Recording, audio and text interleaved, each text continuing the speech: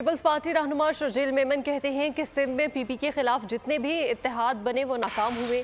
हालिया इत्तेहाद भी नाकाम होगा। पेशावर में बोल से बातचीत करते हुए कहा कि वो पीपी मुखालिफ इत्तेहाद को वेलकम करते हैं ताकि हमारे मुकाबले में कोई तो हो। उन्होंने कहा पीपल्स पार्टी किसी केस से डरने वाली नहीं, हम हर वक्त इलेक्शन के लिए तैयार हैं। तमाम पार्टियों को वेलकम करता हूं जो आपस में इत्तेहाद बना रही हैं। अच्छी बात है इत्तेहाद बनाए तो हमें भी मुकाबला हो। हमें अगर आप इत्तेहाद नहीं बनाएंगे तो हमारा मुकाबला कैसे होगा। तो घर बैठ के हम भी इलेक्शन नहीं जीतना चाहते। हम चाहते हैं कोई आप मुकाबले की कोशिश करें। ये इत्तेहाद पहले बनते रहे, बहुत दफ़ा बनते रहे और आपने देखा है कि ये गुब्बारे की तरह फूटते हैं पर हवा निकल जाती है। हम वेलकम करते हैं, आए, उनका हक है।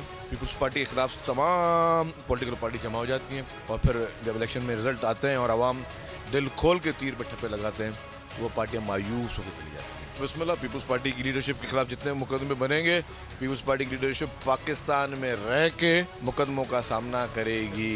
पीपल्स पार्टी लीडरशिप मुल्क से नहीं जाएगी, ना कोई बहाना करके जाएगी, ना किसी और तरीके से जाएगी।